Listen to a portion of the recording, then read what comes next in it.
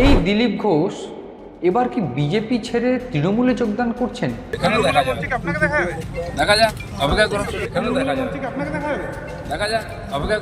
সেই গুঞ্জন আরও উস্কে দিয়েছেন দিলীপ ঘোষ খোদ। মঞ্চ একটা হবে নাকি, অনেক মঞ্চ হবে, বিজেপিরও মঞ্চ হবে।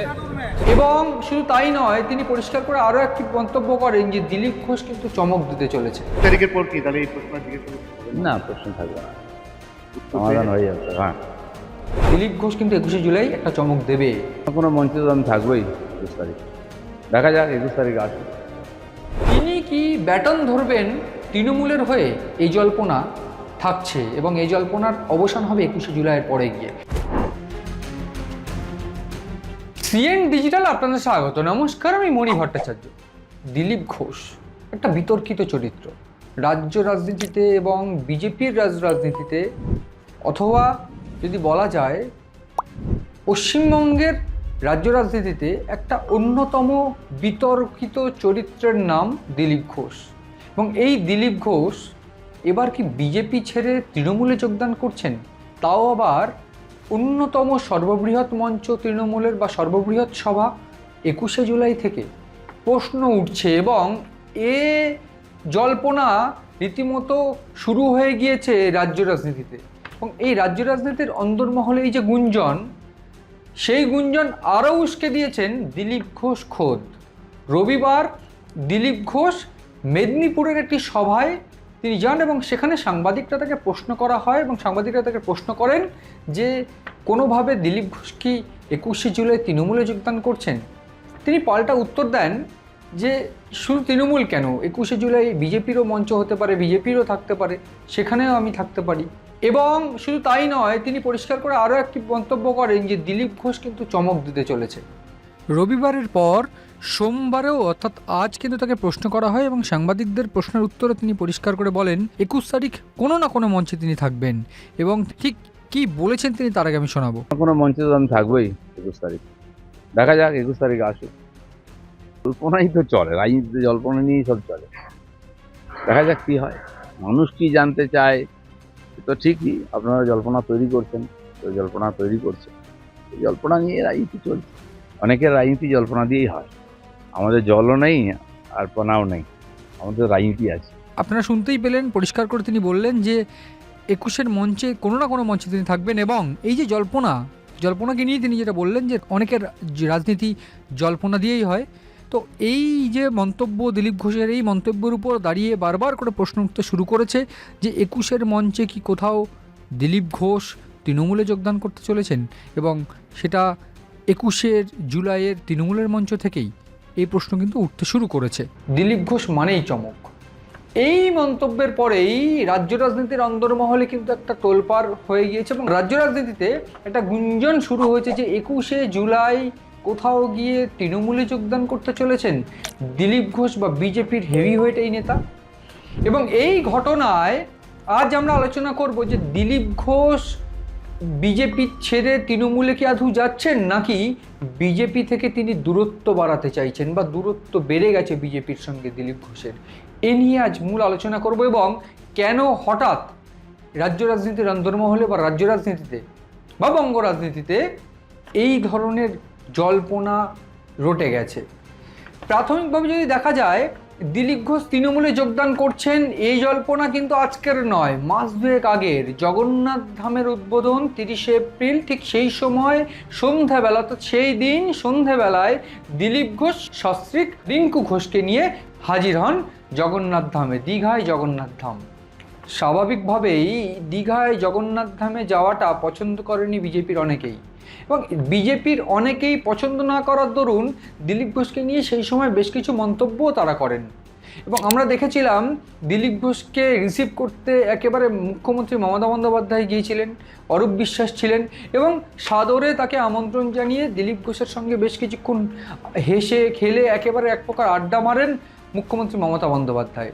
এবং আমরা সবাই কম বেশি জানি, ঠিক এই পরিস্থিতিতে দাঁড়িয়ে ঠিক মাস দুয়েক আগে যে জল্পনা বা গুঞ্জন রটেছিল যে তৃণমূলে যোগদান করতে চলেছেন, ঠিক সেই জায়গায় 30শে এপ্রিলের পরের দিন অর্থাৎ 1 মে ভোরবেলায় দীঘা থেকে সাংবাদিক সম্মেলন করে পরিষ্কার করে দিলীপ ঘোষ জানিয়ে দিয়েছিলেন তিনি কোনো দলে যোগদান করছেন না বিজেপি ছেড়ে, এবং বিজেপিতে তিনি থাকছেন। শুধু তাই নয়, তার দলের যে অন্যান্য নেতৃত্ব যারা দিলীপ ঘোষকে আক্রমণ করেছিলেন তাদের এক প্রকার ধুয়ে দিয়েছিলেন। শুধু এই ঘটনা নয়, আমরা দেখেছিলাম সেই দিন তৃণমূলের সঙ্গে আরও ঘনিষ্ঠ বা মমতা বন্দ্যোপাধ্যায়ের ছত্রছায়া থেকে বড় হয়েছেন এইরকম আক্রমণ বা এই ভাষায়ও তিনি আক্রমণ করেন বিভিন্ন বিজেপি নেতাকে বা বিজেপি একেবারে উচ্চ পর্যায়ের নেতৃত্বকে, রাজ্য উচ্চ পর্যায়ের নেতৃত্বকে। তাদেরকে আক্রমণ করার পর তিনি পরিষ্কার করে বলে দিয়েছিলেন যে না, তিনি বিজেপিতেই থাকছেন এবং তিনি বিজেপিতেই থাকবেন। এই জল্পনার প্রায় 2 মাস পার, ফের জল্পনা উঠেছে 21শে জুলাইয়ের মঞ্চে কি তাকে দেখা যাবে। এবং হঠাৎ 2 মাস পর কেন জল্পনা উঠলো দিলীপ ঘোষকে নিয়ে ফের? রাজ্য রাজনীতির এই একটা স্বভাব, এই যে ট্রেন্ড, যে দল বদল, এই দল বদলের বিষয়ে যদি আমাকে বলতেই হয় তাহলে ইতিহাস ঘাটটা দেখা যাবে যা রটে তার কিছু তো ঘটে বা কিছু তো ঘটে। এই প্রসঙ্গে আমাকে একটু বলতেই হবে, আমরা দেখেছি লাস্ট কয়েক মাস ধরে তিনি প্রায় ইনঅ্যাক্টিভ। এই যে গত লোকসভা, সেই লোকসভায় নিজের গড় মেদিনীপুর, সেই মেদিনীপুর ছেড়ে তাকে দাঁড়াতে হয়েছিল বর্ধমানে। বর্ধমান থেকে তিনি হেরেছেন। হেরে যাওয়ার পর বেশ কয়েক মাস ধরে কিন্তু তিনি ইনঅ্যাক্টিভ, অর্থাৎ তাকে কিন্তু কোনো রাজনৈতিক সমাবেশ বা মিটিংয়ে দেখা যায় না তেমন। তা নিয়ে প্রশ্ন করা হলে তিনি কিন্তু বিভিন্ন ক্ষেত্রে প্রশ্ন এড়িয়ে গিয়েছেন, অন্যান্য যুক্তি সপক্ষে যুক্তি দাঁড় করিয়েছেন। কিন্তু একেবারে বেসিক জায়গা থেকে যদি দেখা যায়, রাজ্য রাজনীতিতে যে উচ্চ পর্যায়ের নেতৃত্ব যত বেড়েছে, অর্থাৎ সুকান্ত মজুমদার তার যে সভাপতি, তিনি আমরা সবাই জানি কম বেশি যে দিলীপ ঘোষ রাজ্য বিজেপি সভাপতি ছিলেন, নবম রাজ্য বিজেপি সভাপতি। 2021 অব্দি তিনি সভাপতি ছিলেন, 2015 তিনি সভাপতি হন এবং 2015 থেকে 21 সভাপতিকালে তিনি তার যে কর্মকাণ্ড, সেই বৃহৎ কর্মকাণ্ডের কথা আমি অবশ্যই আসবো, কিন্তু তার আগে অবশ্যই আমাকে বলতে হবে যে 21-এর পর রাজ্য বিজেপি সভাপতি হন সুকান্ত মজুমদার। সুকান্ত মজুমদারের পর এখন শ্রমিক ভট্টাচার্য, কিন্তু শ্রমিক ভট্টাচার্য বা এই সুকান্ত মজুমদার রাজ্য নেতৃত্বে তাদের যে দখলদারি, সেই দখলদারি যত বেড়েছে, যদি দেখা যায় শুভেন্দু অধিকারীর যে দখলদারি যত বেড়েছে, ততই দল থেকে কিন্তু দূরত্ব বাড়তে শুরু হয়েছিল দিলীপ ঘোষের। এবং দিলীপ ঘোষের এই দূরত্ব বাড়াটা বা তার যে নিজের গড় মেদিনীপুর, আমি একটু এই প্রসঙ্গে একটু বলতে চাইবো। 2016 সালে দিলীপ ঘোষের প্রথম আত্মপ্রকাশ হয় বিধানসভা নির্বাচন থেকে। 2016 সালের যে বিধানসভা নির্বাচনে একেবারে পশ্চিম মেদিনীপুর জেলার খড়গপুর সদর যে বিধানসভা কেন্দ্র, সেই কেন্দ্র থেকে বহু বড় মার্জিনে হারান জ্ঞান সিং সোনপালকে। এই জ্ঞান সিং যে সোনপাল, তিনি কংগ্রেস নেতা ছিলেন, এবং 1982 থেকে 2011 অবধি তিনি পরপর জিতে আসছেন। 7 বার ধরে তিনি জিতেছেন এবং জ্ঞান সিং সোনপাল তিনি 7 বছর ধরে জিতেছিলেন। তাকে হারিয়ে একেবারে খড়গপুর সদর যে বিধানসভা কেন্দ্র তিনি জয়লাভ করেন এবং তারপর সেইখান থেকে তার রাজত্ব শুরু হয়। 2015 সালে তিনি সভাপতি হন, রাজ্য বিজেপি সভাপতি। এর আগেও তিনি কিন্তু সেক্রেটারি পদে ছিলেন, অর্থাৎ রাজ্য বিজেপির যে জেনারেল সেক্রেটারি, সেই পদে কিন্তু তিনি ছিলেন 2014 থেকে 2015, 1 বছর। এর আগে আমরা দেখেছি 1984 সালের থেকেই তিনি আরএসএসের একেবারে স্বয়ংক্রিয় কর্মী, এবং শুধু তাই নয়, তিনি একজন আরএসএসের একেবারে ভলেন্টিয়ার, একদম পারফেক্ট ভলেন্টিয়ার বলা চলে। এরপর আমরা দেখেছি তিনি 2019-এ এসে লোকসভা দাঁড়ান, লোকসভায় এমপি হন। এমপি হওয়ার পর ফের 2024-এর লোকসভা। ঠিক ততক্ষণে বিজেপির যে রাজ্য রাজনীতির যে প্লট কিন্তু কিছুটা চেঞ্জ হয়েছে। কি চেঞ্জেস? 2015 থেকে 2021 অবধি দিলীপ ঘোষ বিজেপির রাজ্য সভাপতি ছিল। সেই সময়কালে তার বৃহৎ কর্মকাণ্ড, সেটা একটু পরে আলোচনা করবো, কিন্তু তার মধ্যে 21 সালের পর সুকান্ত মজুমদার ক্ষমতায় আসেন। সুকান্ত মজুমদার রাজ্য বিজেপির সভাপতি হওয়ার পর দিলীপ ঘোষ একটু সাইড হন, কিন্তু আরও বেশি সাইড হন বা আরও বেশি দূরত্ব চলে আসে রাজ্য বিজেপির সঙ্গে, এক প্রকার বলা চলে। ঠিক যখন শুভেন্দু অধিকারী একেবারে বিরোধী দলনেতা বা শুভেন্দু অধিকারী বিজেপিতে আসেন, এরপর এই জায়গায় দাঁড়িয়ে শুভেন্দু অধিকারী যখন বিজেপিতে যোগদান করলো, তারপর থেকে আস্তে আস্তে দূরত্ব বাড়লেও একেবারে ইনঅ্যাক্টিভ কিন্তু হয়ে যায়নি। দিলীপ ঘোষ বর্তমানে একেবারে ইনঅ্যাক্টিভ। তো এই জায়গায় দাঁড়িয়ে আমাকে একটা বিষয় একটু বলে রাখতে হবে যে তার নিজের গড় ছেড়ে, অর্থাৎ মেদিনীপুর ছেড়ে তিনি এমপি সিট লড়েন, এমপি বর্ধমানে এসে লড়েন, এবং বর্ধমানে তার পরাজয়ের পর থেকে তিনি কিন্তু কিছুটা অভিমানী ছিলেন এবং বর্তমানে তাকে কোনো মিটিং মিছিলে দেখা যায় না। যদি বলা যায় অমিত শাহের সভা, নরেন্দ্র মোদীর সভা, আলিপুরদুয়ার আমরা কয়েকদিন আগেই দেখেছি নরেন্দ্র মোদী সভা করে গিয়েছেন, সেখানেও তাকে উপস্থিত হতে দেখা যায়নি। নরেন্দ্র মোদী ছাড়াও অমিত শাহ বেশ কয়েকবার সভা করেছেন রাজ্যে, সেখানেও তাকে উপস্থিত হতে দেখা যায়নি। বা দলের বড় বড় মিটিংগুলোতেও কিন্তু তাকে একেবারে অভ্যন্তরীণ মিটিংয়েও কিন্তু দিলীপ ঘোষকে কোনোভাবে দেখা যায়নি। এবং সবথেকে আশ্চর্যের, একসময় যে বিজেপির রাজ্য সভাপতি ছিল, প্রাক্তন রাজ্য সভাপতি বর্তমানে দিলীপ ঘোষ, তিনি অর্থাৎ বর্তমান যে রাজ্য সভাপতি শ্রমিক ভট্টাচার্যের যে শপথ গ্রহণ অনুষ্ঠান, সেখানেও তাকে দেখা যায়নি। এবং এরপরেই স্বাভাবিকভাবে শ্রমিক ভট্টাচার্যকে প্রশ্ন করা হয়েছিল, বা বর্তমান রাজ্য বিজেপি সভাপতি তিনি পরিষ্কার করে জানিয়ে দেন যে দিলীপ দা অর্থাৎ দিলীপ ঘোষ কোনো দলে যাচ্ছেন না, দিলীপ ঘোষকে নিয়ে সিদ্ধান্ত নেবে একেবারে কেন্দ্র নেতৃত্ব। তার কারণ দিলীপ ঘোষ সর্বভারতীয় সহসভাপতি ছিলেন এবং তাকে কোথায় ইউজ করা হবে, তাকে কোন কাজে লাগানো হবে, সেটা কেন্দ্রীয় নেতৃত্ব অবশ্যই ডিসিশন নেবেন। এই একই বক্তব্য কিন্তু সুকান্ত মজুমদারেরও। এবং আমরা দেখেছি যে এই যে এক্ষেত্রে কিন্তু পরিষ্কার করে শ্রমিক ভট্টাচার্য একেবারে বলে দিয়েছিলেন বা বলেছেন যে দিলীপ দা আমাদের ছেড়ে কোথাও যাচ্ছেন না, দিলীপ দা আমাদের সঙ্গেই থাকছেন বা বিজেপিতেই থাকছেন। তো এই একটা ক্ষেত্র, দিলীপ দা আমাদের সঙ্গে থাকছেন, তারপরেই একটা ছোট্ট বক্তব্য তিনি পরিষ্কার করে বলেন যে যায় তো কাহা যায়। তো এই একটা বক্তব্য প্রশ্ন উঠেছিল যে দিলীপ ঘোষ আদৌ কি কোনোভাবে দল ত্যাগ করছেন। তো এই ক্ষেত্রে কয়েকটা চিত্র সামনে এসেছে যে এক জায়গায় দাঁড়িয়ে যেখানে দিলীপ ঘোষ ইনঅ্যাক্টিভ হয়ে গিয়েছে, ঠিক সেই জায়গায় দিলীপ ঘোষ জগন্নাথ ধামে গিয়েছিলেন। জগন্নাথ ধাম অর্থাৎ মুখ্যমন্ত্রী সেখানে একেবারে উদ্বোধন করেছেন, সেই জগন্নাথ ধামে তিনি গিয়েছিলেন। যদিও সেই জগন্নাথ ধামের পাশাপাশি হিন্দু সনাতনী সভাও কিন্তু আয়োজন করেছিল শুভেন্দু অধিকারী, সেখানে না গিয়ে তিনি জগন্নাথ ধামে কেন গিয়েছিলেন, এ নিয়ে তো বিস্তর প্রশ্ন উঠেছিল। এবং এই যে ঘটনাক্রমগুলো, পরপর যে ঘটনাক্রম, দিলীপ ঘোষের ইনঅ্যাক্টিভিটি বা শুভেন্দু অধিকারীর যে আক্রমণ বা সৌমিত্র খা বা অন্যান্য যে উচ্চ পর্যায়ের নেতৃত্বের যে আক্রমণ, সেই আক্রমণের পরিপ্রেক্ষিতে দিলীপ ঘোষের উত্তর বা অভিমানী হওয়া উত্তর, এই বিষয়গুলো এবং দিলীপ ঘোষের পুরো ইনঅ্যাক্টিভিটি, এই বিষয়গুলোই কিন্তু জল্পনা বাড়িয়ে দিয়েছে। এবং দিলীপ ঘোষ সেই জল্পনাকে আরও উস্কে দিয়েছেন যে কোনোভাবে দিলীপ ঘোষ কিন্তু 21শে জুলাই একটা চমক দেবে। এই জায়গায় দাঁড়িয়ে রাজ্য বিজেপির দিলীপ ঘোষকে কি ছাড়া চলবে?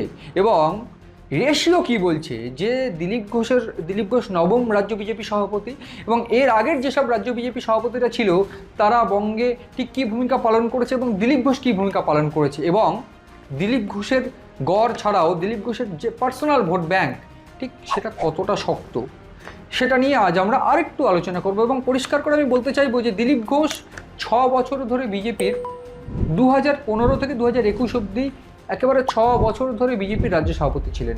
2014 সালে বিজেপির ফলাফল ছিল সামান্য কিছুটা ভোট এবং মাত্র দুটো সিট। 2014 সাল লোকসভা ইলেকশনের কথা আমি বলছি, মাত্র 2টো সিট এবং সামান্য কিছু ভোট। এবং এরপর একেবারে রাহুল সিনহাকে সরিয়ে দিয়ে 2015 সালে 2014 থেকে 15 সাল অবধি রাজ্য বিজেপির জেনারেল সেক্রেটারি ছিলেন তিনি, এবং এরপর রাহুল সিনহাকে সরিয়ে দিয়ে তিনি অর্থাৎ দিলীপ ঘোষ ক্ষমতায় এলেন রাজ্য বিজেপি সভাপতি হিসেবে। এরপর আমরা দেখেছি বিভিন্ন বিতর্কিত মন্তব্য, একেবারে র্যাপিড অ্যাকশন, পুলিশের সঙ্গে বাতানুবাদ, পুলিশের সঙ্গে বিবাদ, এবং যে বিভিন্ন নেতাকর্মী যারা আক্রান্ত হচ্ছেন তাদের বাড়ি ছুটে যাওয়া, গোটা রাজ্য জুড়ে বিভিন্ন এ প্রান্ত থেকে ও প্রান্ত, একেবারে উত্তরবঙ্গ থেকে দক্ষিণবঙ্গ, পুরুলিয়া থেকে কোচবিহার, সমস্ত জায়গায় তিনি ছুটে বেরিয়েছেন একেবারে বহাল তবিহাতে, দাপট নিয়ে একেবারে লড়াই করে গিয়েছেন গোটা রাজ্য জুড়ে তৃণমূলের বিরুদ্ধে। একেবারে তৃণমূলের যখন ভরা বাজার, ঠিক সেই সময়ে 2019 সালের লোকসভা নির্বাচনে 40% ভোট নিয়ে এসেছিলেন, এবং যেটা কম বেশি একেবারে 5 গুণ ভোট, এবং সেই 40% ভোট নিয়ে একেবারে 42টি কেন্দ্রের মধ্যে 18টি কেন্দ্রে জয়লাভ করেছিলেন, বা 18টি কেন্দ্রে জয়লাভ করেছিল বিজেপি। এই 18টি কেন্দ্রে জয়লাভ করা এই যে কৃতিত্ব, সেটা বিজেপির তরফ থেকে কিন্তু দিলীপ ঘোষকে দেওয়া হয়েছিল সেই সময়। এবং এরপর আমরা দেখেছি 2024 লোকসভা ইলেকশন, এবং এরপর সুকান্ত মজুমদার ক্ষমতায় নেন, এবং অর্থাৎ রাজ্য বিজেপির সভাপতি হন সুকান্ত মজুমদার। ভোট কিছুটা কমলেও আসন সংখ্যা কিন্তু বেশ খানিকটা কমেছে, এবং একেবারে বিজেপির যে বিশেষজ্ঞ মহল বা বিজেপির যে সাধারণ ভোট ব্যাংক, তাদের তরফ থেকে বলা হচ্ছে যে দিলীপ ঘোষকে যদি ফ্রন্টে রেখে বিজেপি খেলতো, সেক্ষেত্রে বিজেপির কিন্তু লাভই হতো। কিন্তু 26-এর আসন্ন বিধানসভা নির্বাচন, অর্থাৎ নবান্নের কুর্সি দখলের লড়াই, এই কুর্সি দখলের লড়াইয়ে বিজেপির যে ভিতরের আভ্যন্তরীণ ইগো বা ভিতরের আভ্যন্তরীণ যে সমীকরণ কম বেশি আমরা সবাই জানি, এবং ঠিক সেই জায়গায় দাঁড়িয়ে দিলীপ ঘোষ কিছুটা অভিমানী, সেটাও কিন্তু আমরা জানি।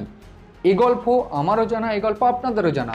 তো এই জায়গায় দাঁড়িয়ে দিলীপ ঘোষ বা অন্যান্য যে নেতৃত্বরা রয়েছে যারা অভিমানী, বা দিলীপ ঘোষের কথাই যদি বলা যায়, তাদেরকে নিয়ে যদি ফ্রন্টে খেলানো যায় বা দিলীপ ঘোষের মতো নেতৃত্বকে যদি ফ্রন্টে খেলতে দেওয়া যায়, সেক্ষেত্রে বিজেপির আখেরে লাভই হবে এবং সেটা কিন্তু সাধারণ মানুষ মনে করছে বা বিজেপির যারা একেবারে কোর ভোটার তারা মনে করছে।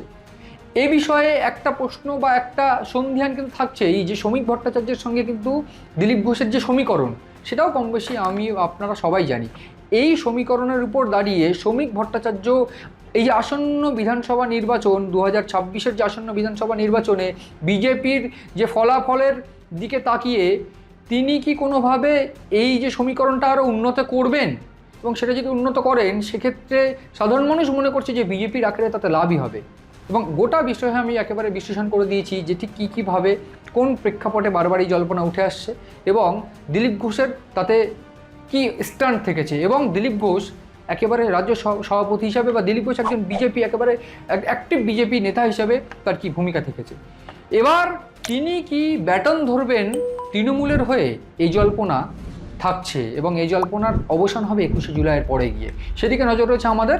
নজর রাখুন আপনারাও সিএন ডিজিটালের পাতায়।